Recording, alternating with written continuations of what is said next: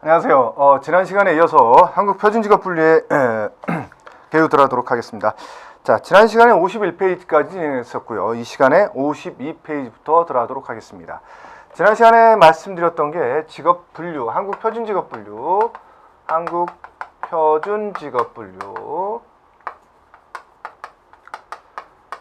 국제표준직업분류에 근거해서 한국의 사정을 조금 감안을 했죠. 당연히. 그 국제표준직업분류 그대로 갖다 쓰진 않았습니다. 어쨌든 국제표준직업분류에 근거해서 우리나라의 어떤 여러 기관들이 통일적으로 사용하기 위해서도 만들었고 또 정책이나 여러 가지 사용하기 위해서 만들었다.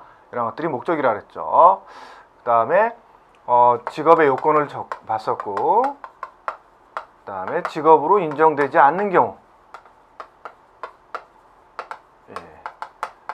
그래서 이것도 시험에 자주 나오는 편이다. 그래서 좀 알아두시면 좋습니다. 굳이 외우려고 들진 마십시오. 1차 시험에는 어차피 지문에 있기 때문에.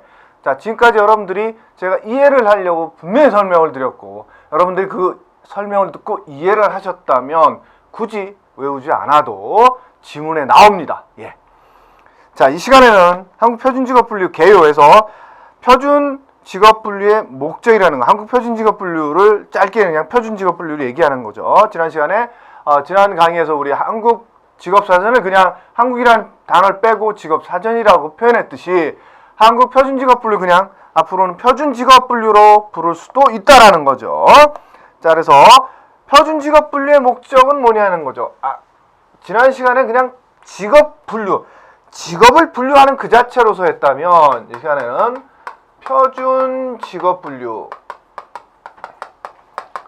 표준직업분류의 목적은 뭐냐라는 거죠. 그래서 지난 시간에 나왔던 것들이 사실은 뭐 크게 다르지는 않습니다. 첫 번째는 직업과 관련된 통계를 작성해서 집계하기 위해서 만들었다라는 거죠. 그래서 우리 교재에 보면 직업분류는 행정자료 및 인구 총조사 등 고용 관련 통계 조사를 통하여 얻어진 직업 정보를 분류하고 집계하기 위한 것으로서 분류 집계하기 위해서 나눠놨다라는 거죠. 그 다음에 직업 관련 통계를 작성하는 모든 기관이 통일적으로 사용하기 위해서 직업 정보를 모든 기관이 통일적으로 사용하기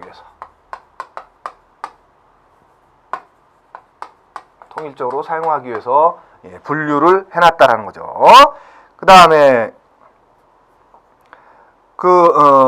이 통계 자료를 만들어서 뭐예요? 일관성과 비교성을 확보한다. 일관성, 그 다음에 비교성. 비교성은 뭐예요? 여러분들 다른 것과 비교해 보는 거죠. 예를 들어서 다른 나라에는 간호사가 몇 명 있는데 우리나라에는 간호사가 몇 명이다. 그럼 뭐 인구 대비해서 많으냐 적으냐 이런 것들을 하려면 똑같이 분류가 돼 있어야 될 거 아니에요. 그죠? 그래서 이제 그런 비교 이런 것들을 해보게 또 일관적으로 또 분류해 놓기 위해서 했다라는 거죠. 그 다음에 각종 직업 정보에 관한 국내 통계를 국제적으로 비교해서 이용할 수 있도록 하기 위해서 ILO의 국제표준직업분류를 근거로 설정하고 있다. ILO는 국제노동기구입니다. 거기서 얘기한 국제표준직업분류를 근거로 한다 그랬어요. 제가 지난 시간에 말씀드렸죠. 한국표준직업분류는 뭐다? 국제직업분류를 근거로 하고 있다라는 거죠. 그 다음에 이러한 직업 관련 통계는 각종 장단기 인력수급 정책 수립과 직업 연구를 위한 기초 자료뿐만 아니라 다음과 같은 자료로 활용되고 있다. 그래서 한국 표준직업분류가 활용되는 분야라고 이해해도 되겠죠. 활용되는 분야는 어떤 것들이 있냐라는 거죠. 그래서 첫 번째가 각종 사회 경제 통계 조사의 직업 단위를 기준으로 해준다. 직업 단위 기준을 만들어준다라는 거죠. 그래서 통계를 만들든 통계 작성하든 혹은 뭐 사회적 어떤 분류를 하든 이런 것들을 하기 위해서 직업을 분류해 준다라는 거죠. 두 번째는 취업 알선을 위한 구인 구직 안내 기준이 된다라는 거죠. 당연한 거죠.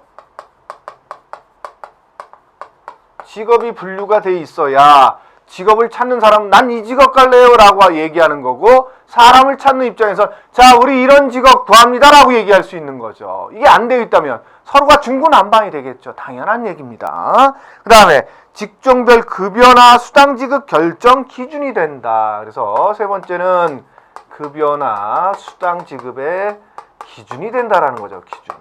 그래서 자 직업을 분류해 놓고 이 직업은 뭐 어떤 뭐 예를 들어서 학력은 어떤 사람들이 진입하고 뭐 숙련 기간은 어느 정도 되고 이러다 보면 이제 기준이 되는 게 잡히겠죠. 그럼 예를 들어서 여러분들 그 직종에 그 직업에 들어가면 대략 내가 얼마를 벌겠구나라는 것들을 여러분들이 예상하실 수 있나요, 없나요? 하실 수 있죠. 그게 이제 직업을 분류해 놨기 때문에 그게 가능하다라는 얘기입니다. 예. 물론 회사 규모나 이런 것들 따라 조금씩 달라질 수는 있겠지만 예상할 수 있는 범위라는 게 있잖아요. 그죠? 그 다음에 네 번째는 직종별 특정 질병의 이환율. 이환율은 발병률이라고 생각하시면 될 것 같아요. 그래서 예를 들어서 여러분들 생각해 보세요. 지금 광부라는 직업이 없어졌지만 여러분들 광부라는 직업이 있다고 생각을 해보시고, 광부라는 직업과 예를 들어서 뭐 격리사무원이 있다 그러면 폐와 관련된 질병이 어떤 사람이 많이 걸리겠습니까? 예, 당연히 광부인 거죠. 예, 맞습니다. 그 먼지가 많은 그런 데서 일을 하기 때문에 예전에 이제 그 진폐증 환자들이 많이 발생했었어요, 광부들에게. 그렇듯이 직업에 따라 그런 각종 질병의 어떤 발병률이라든가 혹은 여기서 얘기했던 것처럼 사망률이라든가 생명표를 작성하는데 기준이 된다라는 거죠. 당연한 얘기입니다. 직업마다 그래서 보험료가 다릅니다. 여러분들 똑같을 것 같지? 아닙니다. 똑같은 40세라도요. 사무직의 40세와 예를 들어서 뭐 그 화물차 운전기사의 40세다 그런 보험료 달라집니다. 똑같은 보험을 들더라도. 예, 그렇듯이 직업이 있기 때문에 이런 것들이 구분이 되어진다라는 거죠. 그래서 예를 들어서 질병이라든가 뭐 사망 이런 것들을 통계를 분류할 때 직업이 분류되어 있으면 이런 것들을 책정하는데 훨씬 도움이 된다라는 얘기입니다. 그 다음에 여러분들 좀 전에 말씀드렸던 것처럼 누군가 이제 사망을 했어요. 예를 들어서 전에 이제 그런 사건이 있었죠. 비행기가 추락을 했어요. 그러면 여러분들 보상금이 똑같이 나갈까요? 아닙니다. 예를 들어서 의사라는 사람이 사망한 경우와 그냥 배달원, 예를 들어서 중국집의 배달원이 사망한 경우와 보험금이 다릅니다. 왜 그렇겠어요? 직업이 분류가 돼 있기 때문에 가능한 거지, 똑같은 40대라 해도 의사와 배달원 다른 거예요. 그렇기 때문에 직업이 분류됐기 때문에 그렇게 쓰일 수 있다라는 거죠. 그래서 마지막으로 이런 어떤 보상 기준이 된다라는 거예요. 보상 기준. 예. 이런 데 사용되어진다라는 거죠. 이해되시죠? 예. 다음으로는 직업 대분류와 직능 수준이라는 건데 요건 좀 지워도 되겠죠. 여러분들 그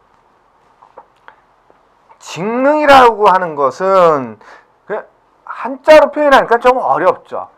직무 수행 능력이라고 표현하면 어떻겠어요? 예, 좀 쉽죠? 예. 그것을 어떤 일을 하는데 능력이 좋은 거야 나쁜 거야 이렇게 표현할 수 있잖아요. 그죠?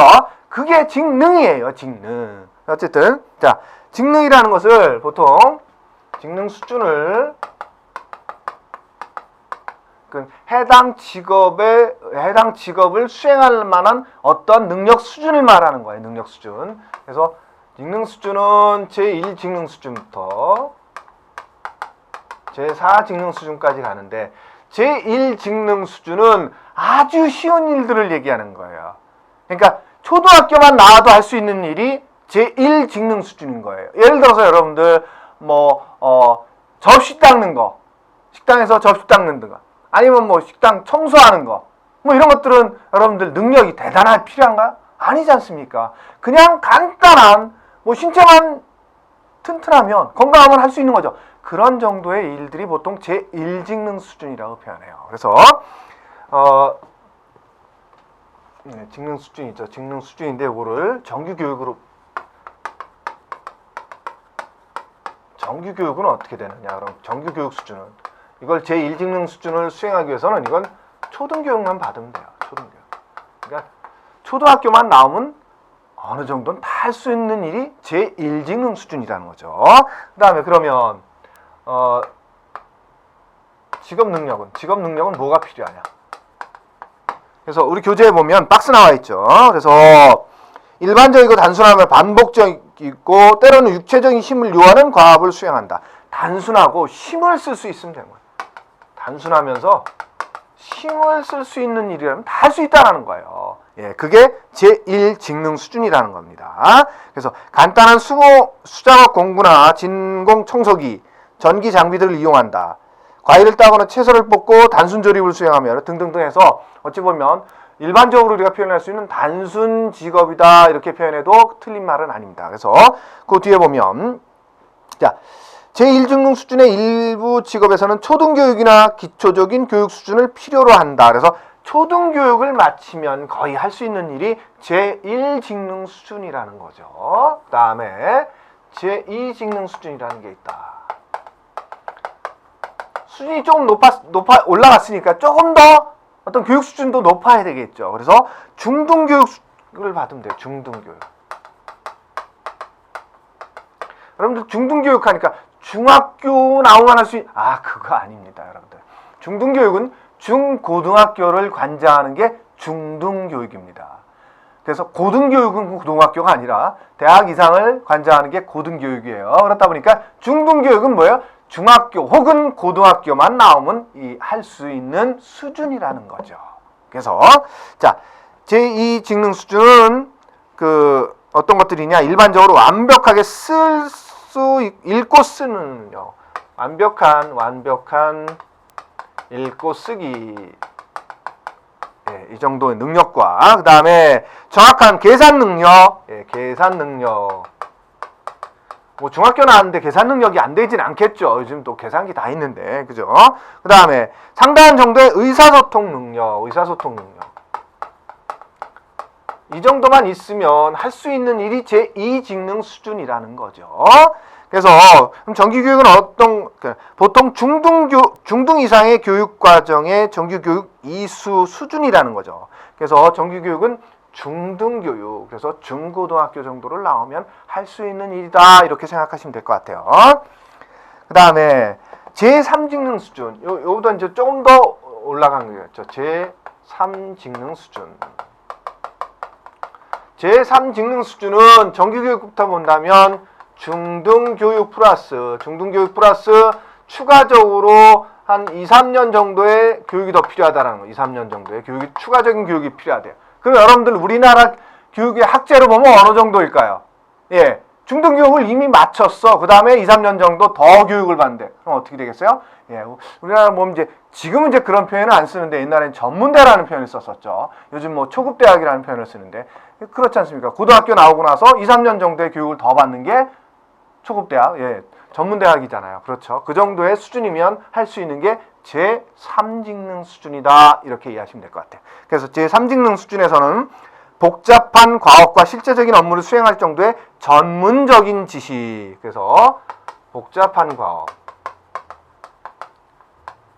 그 다음에 전문적인 지식. 그 다음에 전문적인 지식을 보유하고 수리 계산이나 의사소통 능력이 상당히 높아야 된대. 수리 능력과 의사소통 능력이 상당히 높아야 된대. 네, 높아야 된다는 거죠. 이 정도면 제3직능 수준이라 표현할 수 있다는 거죠. 그 다음에 마지막으로 이제 제4직능 수준입니다. 예, 제4직능 수준은 학사 이상이라고 보면 될 것 같아요. 학사 이상. 학사 이상은 뭐예요? 4년제 이상을 졸업한 사람이면 할 수 있는 일이다 라고 얘기할 수 있다라는 거죠. 예. 전문대는 전문학사라고 표현하고 4년제는 그냥 학사라고 표현하잖아요. 여러분들 졸업하면. 그죠?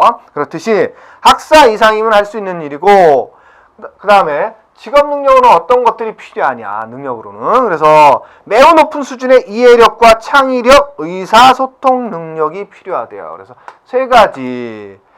이해력, 그 다음에 창의력, 이해력, 그 다음에 창의력, 그 다음에 세 번째가 의사소통인데 이 세 가지가 상당히 높아야 되는데 상당한 수준이 되는 거예요. 이전에도 의사소통 능력들은 있었지만 제4직능 수준이 제일 높은 상당한 수준의 의사소통 능력을 요구한다라는 거죠. 이 정도는 할 수 있는 게 제4직능 수준이다. 근데 여러분들 한국 표준직업분류는 이건 여러분들 교재에 있는 걸 제가 정리한 거니까 이건 좀 지워도 되겠죠. 한국 표준직업분류는 보통 어떻게 돼 있냐면 1번이 그러니까 여러분들 전에 제가 직업사전 하면서 직업 코드라는 게 존재한다 그랬었죠. 예, 코드 마찬가지로 여기 직업 코드 쓸 때 대분류 코드 1번은 관리자예요. 그 다음에 2번은 전문가 및 관련 종사자입니다. 그 다음에 3번이 사무종사자 뭐 이런 식으로 해서 등등등 해서 9번은 단순 노무종사자고요.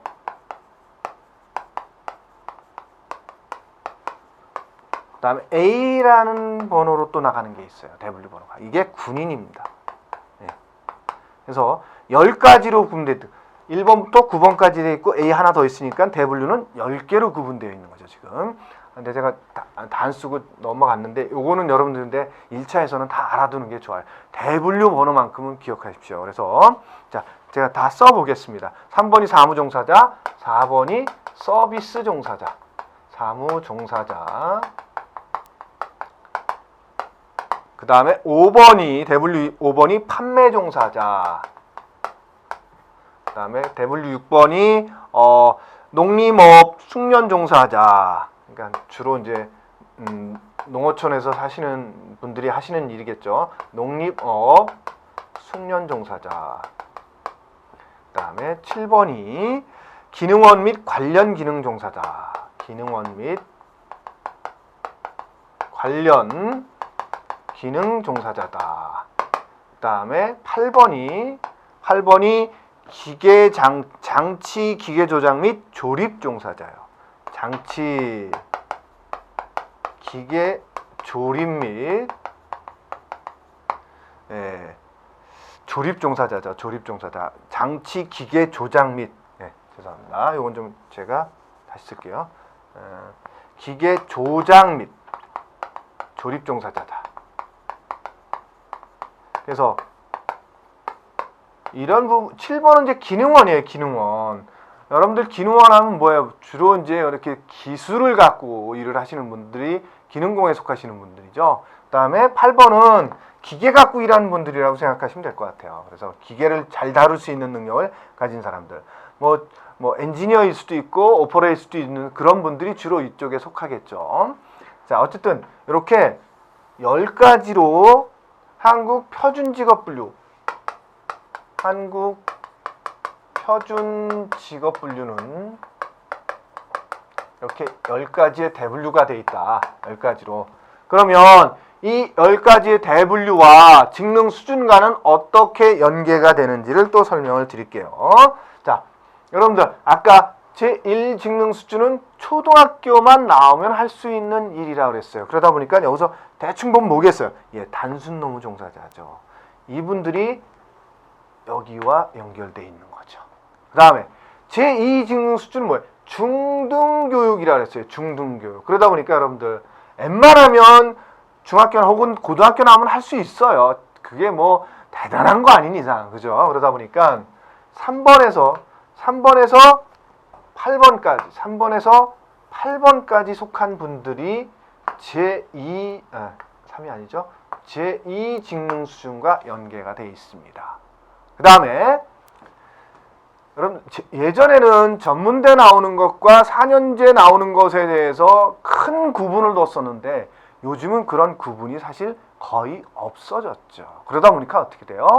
3직능 수준과 4직능 수준을 크게 구분하지 않습니다. 그러다 보니까 3직능 수준과 4직능 수준은 거의 한 묶음 정도로 봐요. 그러다 보니까 여기 1번과 2번에 속해 있던 사람들, 이 사람들이 3직능이나 4직능 수준 나오면 할 수 있다라는 거죠. 그래서 전문대든 4년제든 나오면 관리자나 전문감이 관련 종사자에서 일할 수 있다, 이런 얘기인 거죠. 그래서 이렇게 연계되는데, 자, 하나 남아있죠. 뭐가 남아있어요? 군인 남아있습니다. 군인 뭐예요? 군인은 직능 수준과 무관합니다. 예. 그래서 군인은 이제 저렇게 군인 따지는 건 뭐예요? 의무 복무가 아니라 직업군인 얘기하는 거예요. 직업군인은 학력이 높아도 갈 수 있고요, 학력이 낮아도 할 수 있는 일이 있다라는 거예요. 왜? 힘을 쓰면 되는 거예요. 힘을 쓰면. 군대에서도. 근데 뭐 군대에서도 4직능 수준 요구하는 데도 있겠죠. 예를 들어서 뭐 작전 계획을 수립한다든가 혹은 방어 전략을 짠다든가 뭐 이러면 4직능 수준도 요구하겠죠. 근데 1직능 수준, 단순하면서 힘을 써야 되는 것들도 굉장히 많다라는 거죠. 군에서는. 그렇죠. 그러다 보니까 군인은 직능 수준과 무관하다라는 거 하나 반드시 알아두시기 바랍니다. 그리고 지금 제가 이 표가 좀 복잡한데, 자, 요거를 단순하게 이제 다시 표현하면, 자, 지금까지 했던 것을 이렇게 하나 더 넣고, 한국 표준 직업분류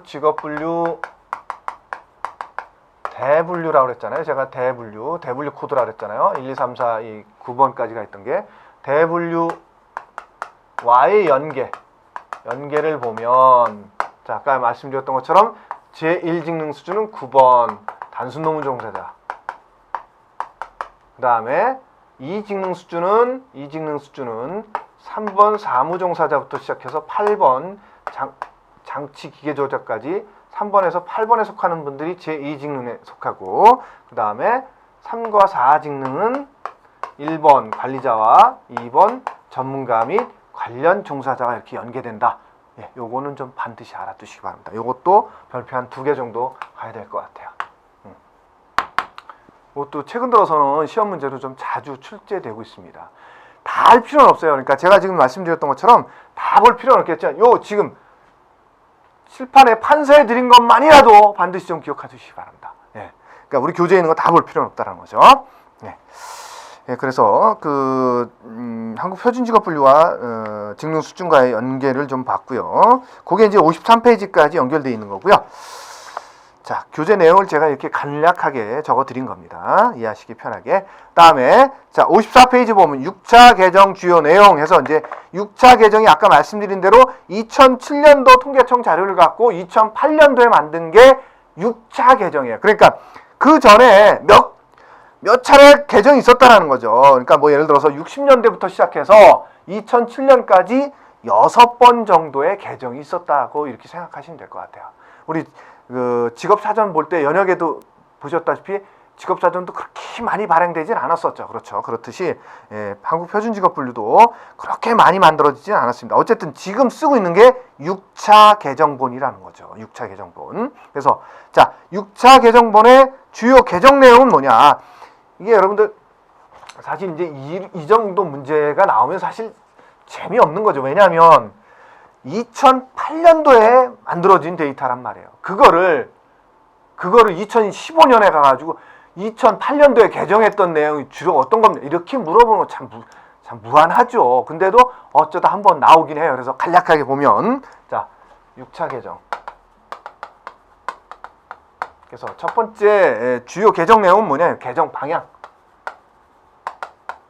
어떤 식의 방향을 잡았었냐 이거죠. 첫 번째는 대분류는 국제 비교성을 위해서 국제 표준 직업 분류를 따르기로 원칙을 정하고, 첫 번째 대분류는 ISCD라고도 표현하는데 국제 표준 직업 분류. 국제 표준 직업 분류를 따르고요. 분류를 따르는데 중분류 이하는 우리나라 노동시장을 감안해서 만들었다는 거죠.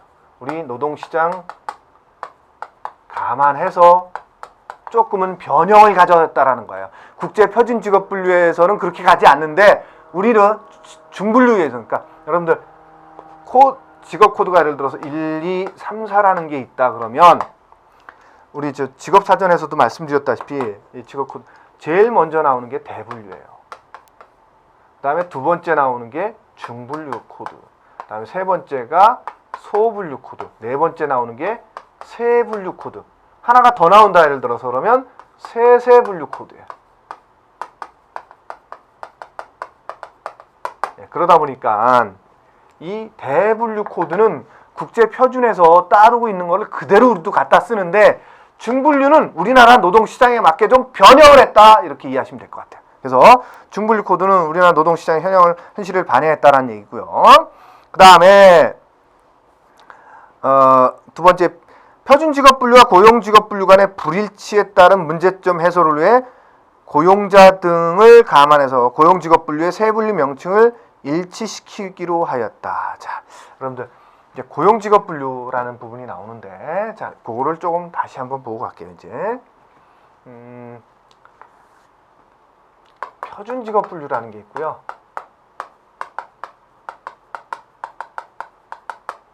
그 다음에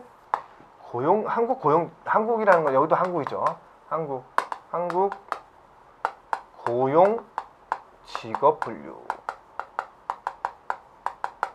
자, 여러분들 지금 좀 전에 보셨다시피 무슨 전문가요? 무슨 준전문가요? 여러분들 직업을 얘기하면서 그렇게 표현하나요? 여러분들 그렇게 표현 안 하잖아요. 그러니까 예를 들어서 뭐 사무직이에요, 인사직이에요, 격리직이에요 이렇게 표현하잖아요. 그죠? 그렇게 표현하지 뭐 전문가입니다, 준전문가입니다 이렇게 표현 안 하죠. 그렇듯이 국제적으로는 그렇게 가지만 우리나라에서는 직업을 그렇게 안 부르더라는 거죠. 그래서 우리나라에서 현실적으로 불려지는 것들을 따로 분류해 놓은 게 한국 고용직업분류예요. 그러다 보니까 직업분류가 사실은 두 종류로 되어 있습니다. 근데 그럼 왜 한 종류로 그냥 통일시키지 두 종류로 가느냐 이렇게 얘기할 수도 있겠죠. 여러분들 예를 들어서 우리도 그 학제라는 게 있잖아요. 학제. 우리 뭐 초등학교 6년을 다니고 중학교 3년 다니고 고등학교 3년 다니고 아니 외국에서는 미국에서는 그렇게 안 가고 뭐 중학교를 6년제로 가는데 왜 우리는 고등학교라는 게 있고 막 이렇습니까? 그거 따질 필요 없는 거잖아요. 우리는 그게 편해서 우리는 그걸 쓰고 있는 거잖아요. 그러니까 국제적으로는 뭐 중학교든 고등학교든 뭐 예를 들어서 초등학교 졸업하고 몇 년간 교육을 받았다 이렇게 구분해 주면 되잖아요. 그래서 예를 들어서 나이로 갈 수도 있어요. 그래서 뭐 예를 들어서 중학교만 나오는 대회 이게 아니라 뭐 15세 미만 대회 이렇게 표현하잖아요. 그러니까 미국에서는 걔들이 중학생일 수도 있고 고등학생일 수도 있어요. 그죠? 우리도 마찬가지인 거죠. 우리도 중학생일 수도 있고 고등학생일 수도 있고. 근데 어쨌든 그게 중요한 게 각국에는 또 나름대로의 사정이라는 게 있고 그것들을 그냥 맞추기 위해서 그럼 야 15세 이하로 하자. 그럼 맞추는 거잖아요. 그렇듯이 어차피 국제 표준이라는 게 있고 그것에 의해서 비교를 하려다 보니까 우리도 한국 표준직업분류라는 게 통계청에서 만들어서 통계를 내고 그거 갖고 국제적으로 비교를 하죠. 그러나 한국 현실에 맞춰서 쓰고 있는 걸 또 그걸 버릴 수는 없잖아요. 그러니까 그거를 또 다로 만든 게 한국 고용직업분류입니다. 그래서 간단하게 본다면 자, 만든 곳은 이거는 한국 표준직업분류는 통계청에서 만들어요. 통계청에서 만드는데 한국 고용직업분류는 노동부에서 만들었다고 봐도 되고 한국고용정보원에서 만들었어요. 그러니까 한국고용정보원이 노동부 사업을 하는 기관이고 노동부 뭐 산하기관이기 때문에 노동부라고 해도 뭐 과언은 아니겠죠. 그다음에 주로 쓰이는 것은 그럼 주로 쓰이는 것. 이건 국가 통계자료. 그래서 국가 모든 기관에서 써요. 근데 이건 어디서 주로 쓰이느냐? 고용센터에서 써요. 고용센터. 여러분들 그 고용센터에 가서 구직 등록하게 되면 자 어떤 직업을 희망하시나요? 적을 때 그때 사용된다는 거예요. 그래서 고용센터 뭐 예를 들어서 워크넷에서 쓰일 거고 그 다음에 뭐 지자체 일자리 지원센터 이런 주로 일자리와 관련된 실제적으로 사용되는 곳에서 쓰인다라는 거예요. 그 다음에 또 뭘 또 비교될 수 있는 게 뭐 있나? 예, 그 다음에 주로 이제 분류 코드가 한국 표준직업 분류는 대분류 중심이에요. 근데 한국 고용직업 분류는 중분류 중심입니다. 자, 제가 이걸 얘기했더니 여러분들 또 기억이 잘 안 나실 수도 있어요. 그래서 여러분들 한국 고용직업 분류가 나와 있는 거를 좀 보게 된다면, 자, 어디 있냐면 여러분들 우리 교재 68페이지 한번 보겠습니다. 예, 68페이지에 보게 되면 한국 고용직업 분류 대중분류 구조라고 해서 표가 나오죠. 그죠? 거기 보면 대분류 1번이 관리직이고 대분류 2번은 경영 재무직, 대분류 3번은 사회 서비스 이런 식으로 돼 있지만 중분류 코드 01번은 관리직, 02번은 경영 회계 사무 관련직 해서 24번 군인까지. 그래서 우리가 전 시간에 배웠던 게 뭐였어요? 이 고용직업 분류는 중분류 중심으로 되어 있다. 앞에 대분류 코드를 아예 쓰지 않습니다. 예, 여러분들 그거 하나 알아두시면 어쨌든 그러면 표준직업 분류는 대분류 중심, 그 다음에 고용직업 분류는 중분류 중심으로 되어 있다. 그 다음에 하나 더 본다면 그러다 보니까 이게 대분류 중심이다 보니까 직능 수준이죠. 직능 수준을 우선 따지는 거죠. 아까 좀 전에 말씀드렸잖아요. 직능 수준에 따라서 한국 표준직업분류의 대분류 코드가 다 다르게 들어가죠. 예, 그죠? 그렇듯이 직능 수준에 따라 간다면 한국 고용직업분류는 직능 유형으로 가요. 직능 유형. 자, 그러면 유형은 뭐고 수준은 뭐냐? 여러분들이 일반적으로 생각하듯이 아유, 쟤는 수준이 좀 떨어진다야. 어우, 수준이 괜찮은데? 이런 뭐예요? 높고 낮음을 얘기하는 거죠. 그렇죠. 예. 잘하느냐 못하느냐 이런 높고 낮음을 얘기하는 거예요. 수준이라는 건. 그러다 보니까 아까 뭐였어요? 1, 2번은 수준이 높은 거였고 9번 단순 노무장은 뭐였어요? 수준이 조금 낮다고 봐도 과언은 아니죠. 틀린 얘기는 아니죠. 물론 그분들한테 수준 낮은 일을 한다 그러면 이제 사실 그러면 안 되는 거죠. 사실. 근데 어쨌든 그렇게 얘기할 수 있잖아요. 근데 유형은 뭐냐? 종류를 얘기하는 거예요. 수준과는 상관없어요. 예를 들어서 똑같은 사무직이라도 쟤는 인사 쪽이고 나는 격리 쪽이야. 그러면 수준 차이가 있나요? 없나요? 없는 거잖아요. 그죠? 그걸 유형이라고 표현한다는 거예요. 다름이에요. 다름. 그냥 종류. 그래서 한국 고용직업분류는 직능 유형 중심으로 돼 있는데 표현해서 여기는 대분류가 어차피 수준 차이로 돼 있잖아요. 그죠? 그러다 보니까 직능 수준 중심으로 돼 있다. 요거는 1차 시험에서는 그렇게 안 나올 수 있는데요. 2차 시험에 가면 이게 나올 수도 있습니다. 그리고 1차와 1차 시험에서도 한국 표준직업분류와 한국 고용직업분류를 비교한 거에 대해서 틀리게 설명한 것은 이렇게 나올 때는 요거를 기억해 두시면 훨씬 더 정답 쓰기가 쉬워질 겁니다. 자, 그 다음에 여러분들 이제 54페이지 잠깐 보고 있었죠? 다시 돌아가겠습니다. 다시 돌아가면 54페이지가 아니라 54페이지 하고 있었죠. 이제 한국 고용직업분류 때문에 잠깐 페이지를 조금 더 넘어갔었던 거죠. 자, 그래서 54페이지 다시 돌아오면 그래서 주요 개정 내용이 그렇다라는 거죠. 그래서 두 번째는 이제 한국 고용직업분류와 한국 표준직업분류 이게 따르기 때문에 요걸 맞추기 위해서 세분류 코드에서 세 분류 코드에서 맞춘다는. 그러다 보니까 네 자리 숫자 코드에서 맞추는데 자, 직업은 여러분들 제가 직접적으로 지금 여기서 인터넷을 띄우고 설명을 드리면 더 쉬운데 그렇지 못하니까 간략하게 예를 들어 설명할게요.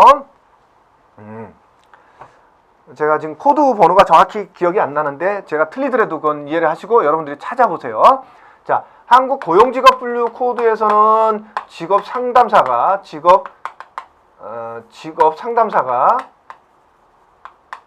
0714번이고요. 한국 표준직업분류에서는 2133가 이렇게 돼 있어요. 그러다 보니까 코드 번호가 달라. 근데 직업상담원이라는 것은 죄송합니다. 이걸 이렇게 쓰면 안 되겠죠. 근데 헷갈릴 수 있으니까 어쨌든 정확히 써드리겠어요. 직업명은 직업상담사인데 직업상담사 혹은 직업상담원인데 자, 한국 고용직업분류에서는 고용직업분류에서는 0714번으로 불리고요. 한국 표준직업분류에서는 21, 34 이렇게 불려질 거예요. 코드 번호가. 하여튼 제가 지금 정확히 기억이 안 나는데. 그러면 자, 어쨌든 네 자리 숫자 세 분류 코드는 똑같이 쓴다라는 거예요. 고용직업 분류에서는 뭐라 했어요? 대분류 코드 안 쓴다 그랬죠. 중분류 코드가 두 자리예요. 그죠? 여기 중분류 코드, 그 다음에 여기가 소분류 코드겠죠? 그 다음에 여기 세분류 코드죠? 이렇게 세분류 코드에서 네 자리를 쓰고, 한국 표준직업 분류는 이게 대분류 코드예요. 이게 대분류 코드, 그 다음에 이 두 번째가 중분류 코드, 세 번째가 소분류 코드, 네 번째가 세분류 코드. 그래서 요것과 요것 똑같이 세분류 코드면서 네 자리 숫자를 같이 쓴다라는 거죠. 네, 그렇게 이해하시면 될 것 같습니다. 그 다음에 세 번째, 직업 관련 정책 수립에 필요한 통계 생산 활용성 제고를 위해서 세분류는 고용자 수가 최소 1000명 이상인 경우만 설정하도록 했대. 그러면 직업은 있는데 너무 적은 사람들이 있다 그런 경우는 좀 잘 설정 안 했다라는 거. 그렇게 이해하시면 되겠죠. 예, 그러니까 직업을 분류하면서 사람들이 어느 정도 돼 있는 사람들 위주로 분류했다 이렇게 이해하시면 될 것 같습니다. 그 다음에 보는 게 이제 주요 개정 내용입니다. 6차 지금 개정 방향이었죠. 지금까지 한 게 개정 방향이었다면 개정 내용을 보겠습니다. 내용은 그럼 구체적으로 어떤 내용들이 들어갔느냐? 개정 주요 내용 몇 차죠? 6차죠. 네. 첫 번째는 대분류에 있어서는 우리나라 노동 시장의 구조와 조사의 편리성을 고려하여 전문가와 준전문가를 통합했대. 전문가 플러스 준전문가 합쳐서 뭐라고 했냐? 2번 코드를 전문가 및 관련 종사자라는 거죠. 근데 국제표준직업분류에서는요. 전문가와 준전문가가 따로따로 되어 있어요. 자, 그거를 보겠습니다. 우리 교재 오른쪽 페이지를 잠깐 볼게요. 오른쪽 페이지 보면 자, 5차 개정, 6차 개정 돼 있고 국제표준직업분류 ISCO 돼 있죠. 그러면 6차 개정에서 우리는 1번이 관리자요, 2번이 전문가 및 관련 종사자인데 국제표준직업분류에서 어떻게 되냐면 1번이 관리자, 고임원이 의회 의원인데 2번이 전문가고 3번이 뭐예요? 기술공 및 준전문가가 있어요. 준전문가. 근데 우리는 준전문가를 따로 갖지 않고 전문가와 합친 거죠. 그러다 보니까 전문가 및 관련 종사자로 묶어버린 거예요. 그래서 우리나라는 전문가, 준전문가를 합쳐버렸다. 이렇게 이해하시면 될 것 같고요. 두 번째, 이게 대분류에서는 대분류. 두 번째, 중분류 이하에서는 우리나라 노동시장에 맞게 직능 유형 중심으로 분류했다. 중분류 이하는 직능 유형으로 분류했다. 제가 아까 말씀드렸죠. 직능 수준과 유형 차이. 유형 뭐라 했어요? 종류라고 말씀드렸어요. 종류. 그렇죠. 수준이 아니고 수준은 높낮이고. 그래서 중분류 이하는 우리나라 노동시장에 맞게 직능 유형 종류를 그냥 편하게 나열했다라는 거예요. 수준이나 이런 걸 따지지 않고. 그다음에 세 번째가 세세 분류에 새로운 직업을 추가하거나 고용자 수가 감소하는 직업은 유사 직업으로 통합했대요. 그래서 54페이지 그 박스에 나오는 것들이 주로 이제 6차 개정에서 새로 들어간 직업들이에요. 여러분들 지금 보시면 참 웃길 겁니다.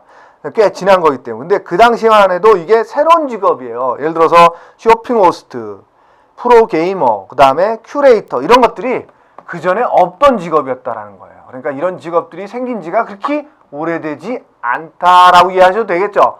여러분들 2007년 이전에는 이 직업이 없었대요. 그러니까 새로 등재한 거죠. 그 이후에 이제 등재하기 시작했다라는 거예요. 그런 이제 옛날에 그렇게 새로 등재된 직업들은 굳이 여러분들이 공부할 필요 없고 한 번쯤 읽어보십시오. 이게 6차 개정에 새로운 직업이라고 해서 들어갔구나 라는 정도만 아시면 될 것 같아요. 그 다음에 55페이지에 이제 윗줄에 이제 리을에 나온 네 번째 직업 분류 명칭을 대분류는 자로 끝났고 무슨 자 그렇죠? 이거 끝났죠? 자 1번이 뭐였죠? 관리자. 네, 3번이 뭐였어요? 사무 종사자. 이렇게 끝났죠? 네, 그러다 보니까 대분류는 자로 끝났다라는 거예요. 그 다음에 중분류는 직으로 끝났어요. 직. 그럼 중분류가 어떤 직으로 끝난지는 좀 볼까요? 자, 57페이지 보겠습니다. 57페이지, 56페이지 똑같은데. 자, 57페이지 하나만 볼게요. 57페이지 박스에 보면 자, 전문가 및 관련 종사자의 중분류 비교에서 대분류 코드 11번이 과학 전문가인데 21번이 뭐라고 돼 있나요? 5차 계정에선 11번으로 돼 있던 게 6차 계정에서 21번으로 들어간 거죠. 21번은 뭐예요? 2번이 뭐였어요? 전문가 및 관련 종사자 밑에 또 중분류 하나 더 들어간 거죠. 그랬을 때 뭐냐? 과학 전문가 및 관련직, 정보통신 전문가 및 기술직, 직으로 끝났죠? 예, 그 얘기입니다. 다시 돌아갑니다. 55페이지로. 자, 그러면 자, 중분류는 직으로, 그 다음에 세세분류에서 9번은 자, 예를 들어서 1, 2, 3, 4라는 직업 코드가 있다 그러면 이게 어디까지 온 거예요? 대, 중, 소, 세분류까지 왔죠? 근데 세분류든 세세분류 하나 더 갑시다. 5번 있다. 그럼 세세분류가 되겠죠? 세세분류. 근데 어쨌든 여기서 1번, 2번, 3번 이렇게 끝나는 건 괜찮은데 1번, 2번, 3번에도 분류했는데 여기 세 가지 중에도 속하지 않는데 어쨌든 여기 들어가야 돼. 그럼 어떻게 돼? 그냥 9번으로. 9번은 그 외 혹은 기타 것을 여기서 다 포함을 시키겠다. 이런 뜻으로 끝자리가 9번인 건 뭐다? 그 분류 부분 중에서 속하지 않는 걸 그냥 통으로 묶어서 기타 이렇게 묶어줬다는 거야. 9번이. 끝자리 9번은 그렇다는 거야. 분류 코드. 그 다음에 자연과학과 사회과학 전문가의 학자는 혼란이 있을 수 있기 때문에 그냥 학자로 표현했는데 연구소에서 일하는 분들, 대학 교수지만 연구소에서 일한다 그러면 연구원으로 표기했다라는 거고요. 그 다음에 기술공 및 준전문가 쪽에서도 기술공은 그냥 일괄적으로 시험원으로 바뀌었대요. 시험원. 기술공이 아니라 시험원으로 바꿨다라는 거고요. 그 다음에 공학 전문가의 세부 항목 중에 기술자는 기술자 및 연구원으로 변경했다라는 거죠. 자, 이렇게 명칭을 몇 개 바꾸어준 것들이 있다라고 이해하시면 될 것 같아요. 그 밑에 표가 있죠. 5차 개정, 6차 개정, 국제표준직업 분류해서 5차 개정 때는 이렇게 되어 있던 것들이 6차 개정 가서는 이렇게 바뀌었다. 지금 우리가 쓰는 게 뭐다? 6차 개정본을 쓰고 있는 거다. 이렇게 이해하시면 될 것 같습니다. 예, 이 시간에는 여기까지 하고 다음 시간에 또 이어서 가도록 하겠습니다. 여러분들 수고 많으셨습니다.